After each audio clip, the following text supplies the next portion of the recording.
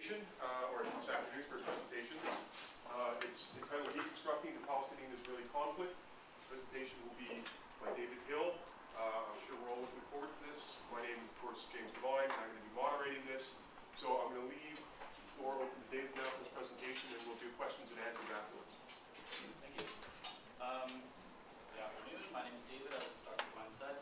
Today I'm going to be talking about, can everybody hear me up there? No, yeah. A little louder. A little louder? Okay. So today I'm going to be talking about a model that I have put together using Palestine and Israeli conflict to sort of buttress it as we go along. And before I get going, I just want to say, obviously, there's a huge, vast amount of history to do with this, and obviously we don't have that much time, so I kind of have to gloss over a lot of stuff, and I don't need to offend anyone or, presume that these issues are not as big as they might be. I just obviously don't have that much time to spend talking about them. So let's get going. Personal introduction. I was born and raised most of my life in the Middle East, and I've lived through the Iran-Iraq War, and the Arab Spring, which really frames a lot of why I'm interested in all these issues. Obviously living there and hearing what people have to say and seeing the news in the region and sort of primary source and that kind of thing has really helped to shape why I'm interested in conflict resolution and more specifically in the Middle East as well. Lastly, the photographs. Some of the there's a lot of photographs in the presentation, and some of them are mine and some of them are taken from the internet, so curiosity. So another reason why I'm focusing on Palestine and Israel, this is a quote recently, obviously, because so is the Arab Spring, from King Abdullah, who's the King of Jordan, and just saying, no matter what's happening in the Middle East, which just has an endless history of conflict, the key critical emotional issue is always the Arab-Israeli one. So it's really at the core of the emotional issues that cause a lot of the conflict and tension in the region. So just a quick schedule. We have a really condensed, as I said before, outline of the conflict, and then a summarized history of patterns of negotiation and how these negotiations are sort of structured, and then a new approach to negotiation, which I have put together, some examples of that and how it has worked in the past, and then next steps and some questions at the end. So really first, like I said, really brief outline. For those of you who don't really know a lot about the conflict, basically pre-World War II, this region here was inhabited by what we now call Palestinians. Post-World War II and post-Holocaust, Jewish people returned to their ancestral land, and now there's been a really long time where everyone's fighting about how they both want the same place. That's the 10-second history of there. Like I said, that's not the whole thing, and I don't mean to piss anyone off by saying things that aren't not spending a lot of time on other issues, but you get the point. So yeah, 50-odd years of protracted war with obviously very little progress because almost nothing has been done. The sort of part to the right of the picture that sort of outlined in black and red, that's the West Bank, and then Gaza, ordered by a variety of different countries in the region, so it sort of shapes the geography a little bit. History of demand-based negotiation. The lack of progress in the negotiations in the region is really what I want to focus on in this presentation. The negotiations across all types of conflicts, whether they're interpersonal or like on an international relations kind of scale, are very typically characterized by, they're rooted in demands. So someone comes to the table and says, I want this, I want this, I want this. The other party says, I want this, I want this, I want this. And so I've worked to put together a way of trying to eliminate a lot of the negative outcomes that I argue are a result of that, the root in demands. So some examples of when these demand-based negotiations haven't really worked out very well. The first of which is the founding principles of the PLO. And the PLO is the governing authority of the Palestinian people. So while they are technically a country, they don't have a government, but it's like this sort of group of the governance group that sort of is the voice for the Palestinian people. Basically, since its inception, their goal was basically to accept nothing short of the total withdrawal of Israel or Israeli people from the disputed territories. No exceptions, period. They want Israelis out, Palestinians in, finished, that's it. Needless to say, half a century later, they still have not achieved that goal, and it's important to note that that goal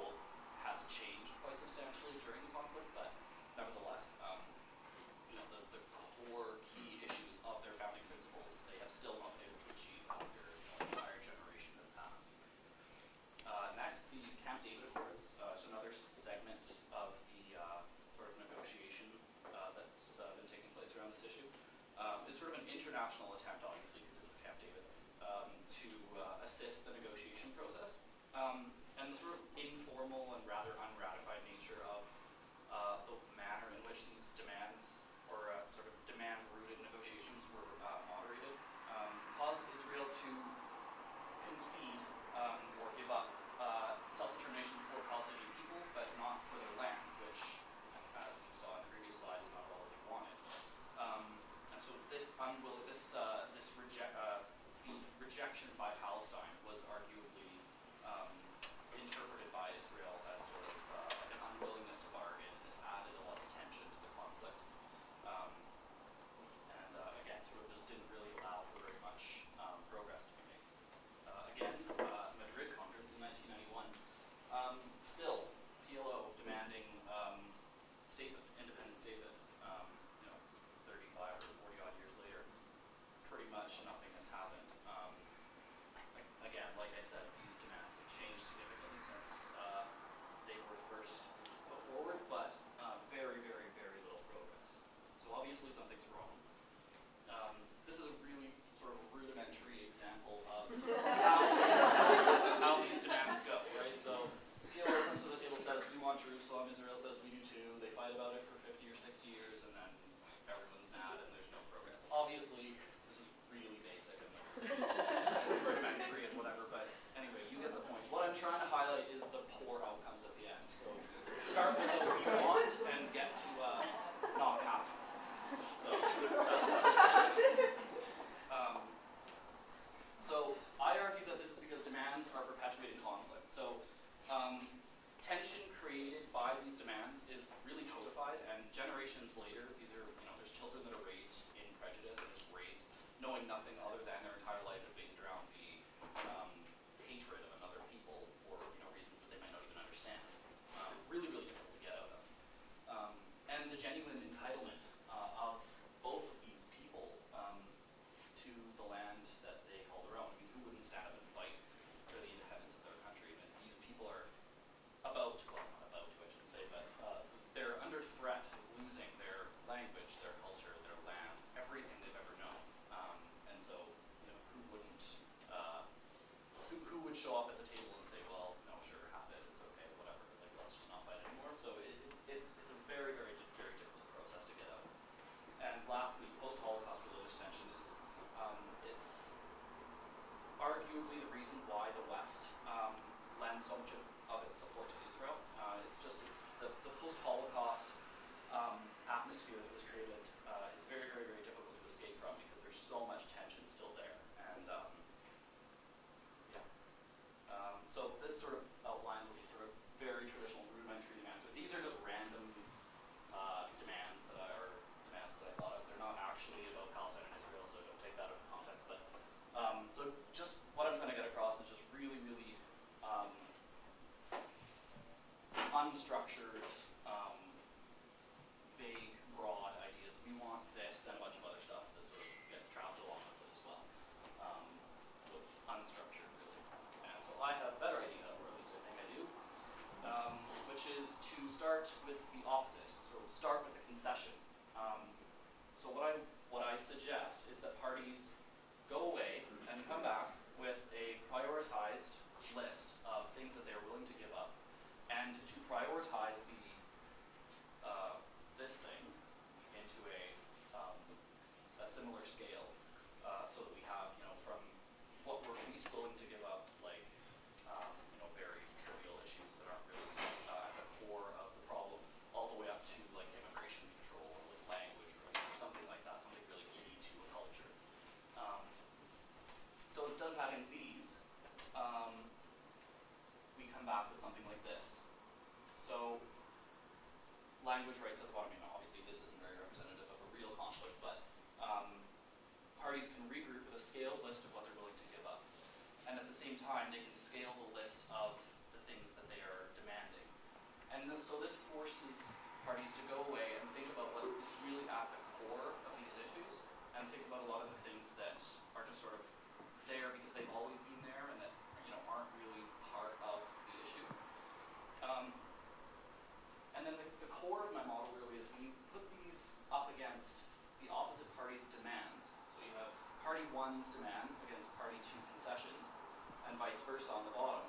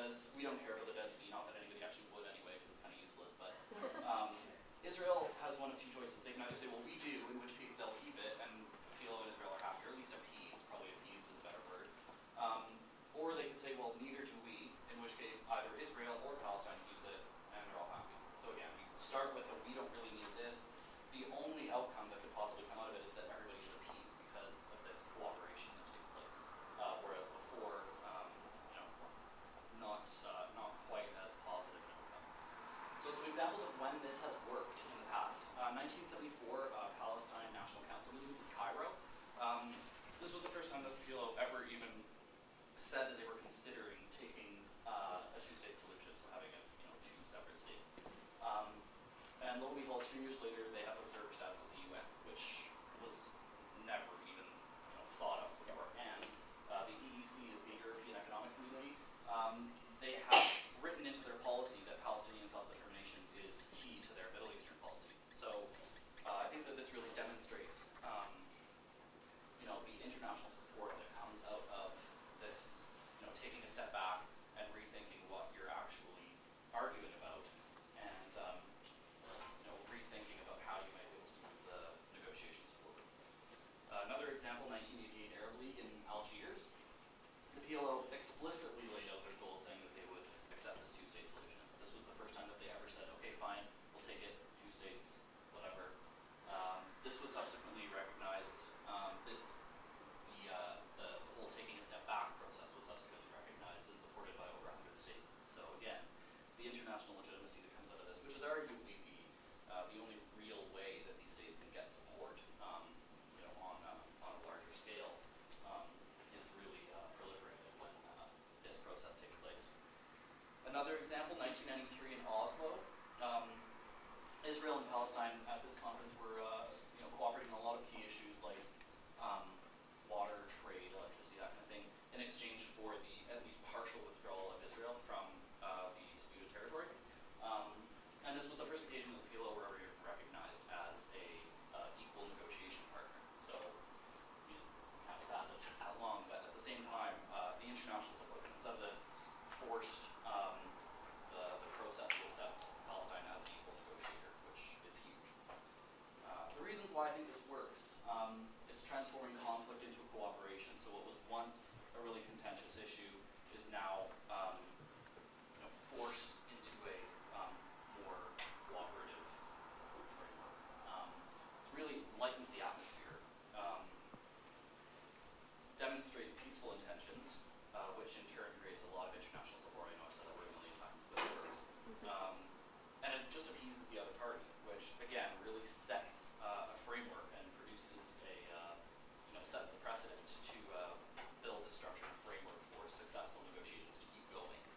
So instead, where before we had this, almost infrastructure which supported conflict and supported tension, we can flip it into supporting this sort of appeasement, and the patterns of success can keep going into the future. Some barriers to success. I know I don't want to look at this through rose-colored glasses. I acknowledge that there would be some issues with implementation. Firstly, kind of an all or nothing thing. If this wouldn't be implemented to 100%, it wouldn't work at all. So it needs to be put into place entirely for it to work. And if we're in a position where we need to implement this, obviously parties are not cooperating. And if they aren't cooperating, then they're not very likely to cooperate when we're trying to tell them how to cooperate. So that would obviously make implementation pretty difficult. And this is a game, right? Nobody wants to give up, and nobody wants to show their weaknesses, and nobody wants to come to the table and lay out, here's all the cards on the table, here's what I don't need. Specifically in sort of the higher echelons. Trivial issues doesn't really matter, but they want to negotiate in a way that will get them the most.